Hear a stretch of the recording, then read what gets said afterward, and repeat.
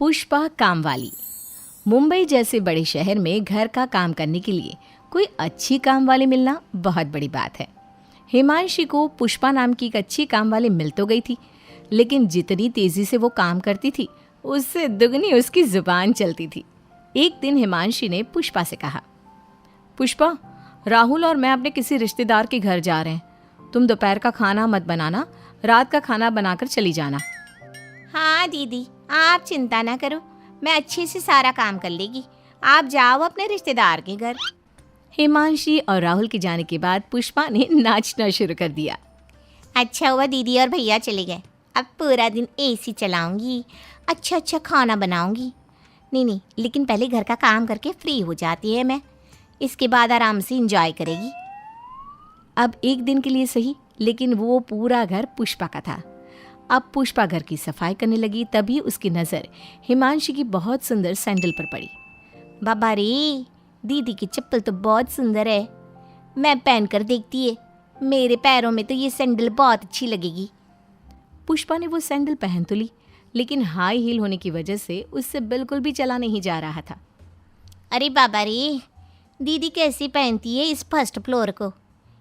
इस चप्पल को पहनकर और इस पर से कूदकर तो इंसान सुसाइड भी कर सकता है। अरे बाबा, हमें अपना काम ख़त्म कर लेती है जल्दी से।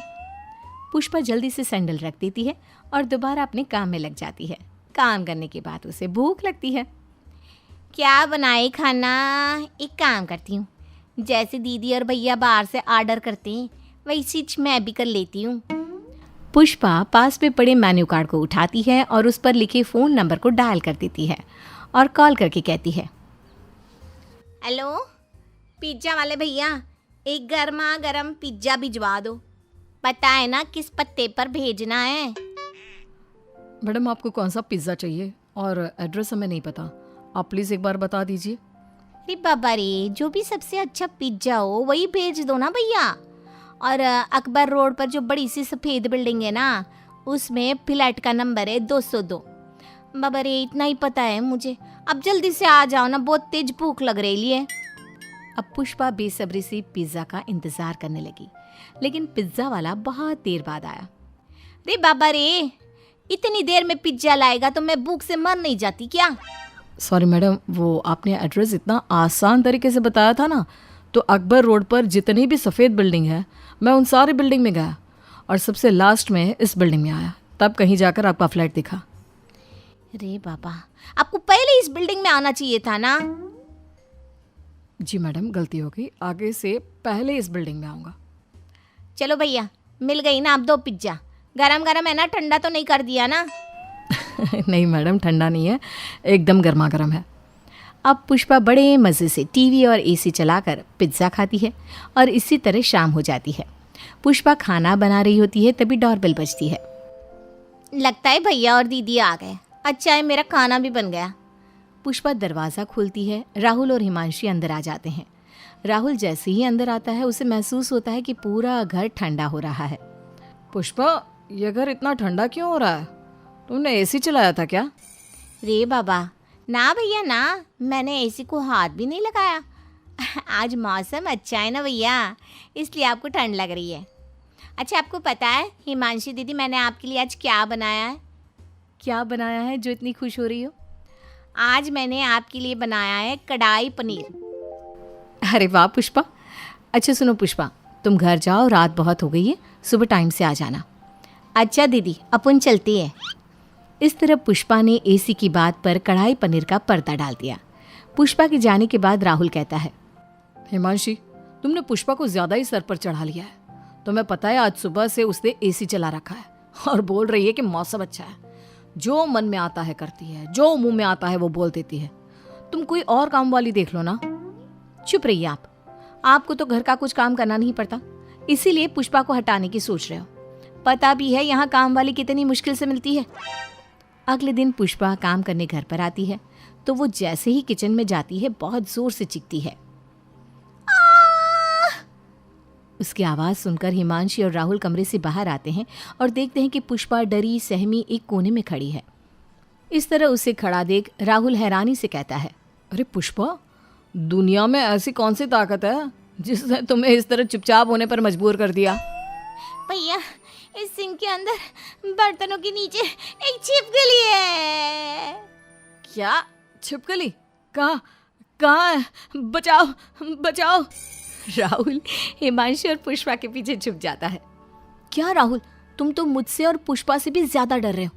सिंक के अंदर से बर्तन हटाओ ना और उस छिपकली को भगाओ यहाँ से। कौन मैं? कभी नहीं, मुझे छिपकली से डर नहीं लगता, घिन आती है। अरे कितनी गंदी होती है, बिल्कुल छोटे मगरमच्छ की तरह। बाबा रे बाबा, अरे भैया मर्द होके डर रहे लो, अरे भगा दो ना उसे।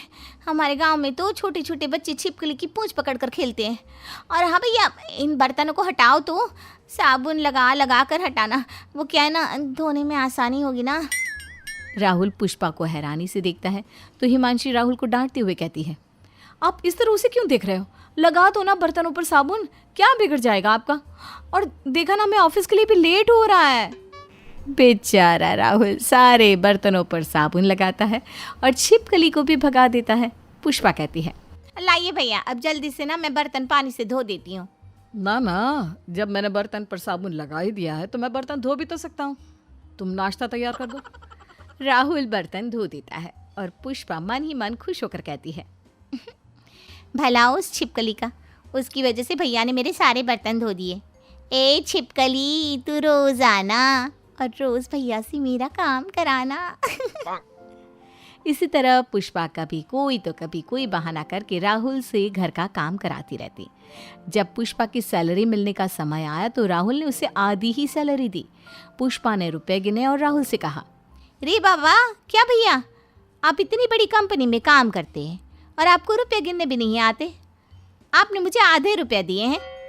पुष्पा, मुझे रुपये गिनने आते हैं, मैंने जानबूझकर तुम्हें आधे रुपये दिए हैं। काय को भैया? इस महीने तो मैंने छुट्टी भी नहीं ली है। अरे पुष्पा, तुम्हारा आधा काम तो मैं ही करता हूँ, तो तुम्हारी आधी पगार मेरी हुई ना। अरे क्यों मजाक कर रहे हो?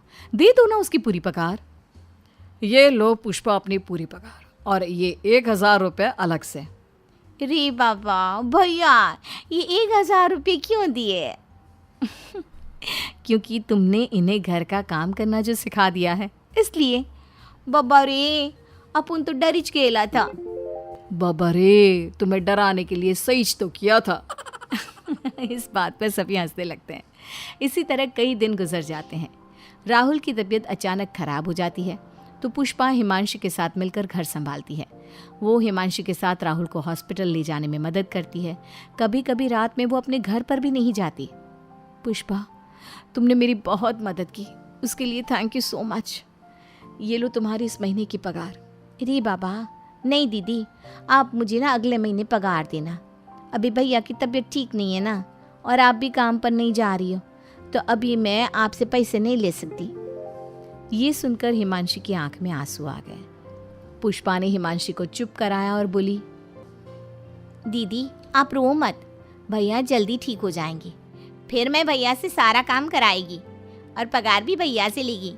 वो 1000 फालतू देते हैं ना, इस वास्ते। हिमांशी पुष्पा की बात सुनकर हंस पड़ती है। कुछ दिन बाद राहुल ठीक हो जाता है और वो भी पुष्पा को थैंक यू कहता है। एक दिन राहुल पुष्पा के साथ मिलकर घर की सफाई करवा रहा था। वो चेयर पर चढ़कर तस्वीर साफ करने लगा, तभी उसके हाथ से कपड़ा गिर जाता है।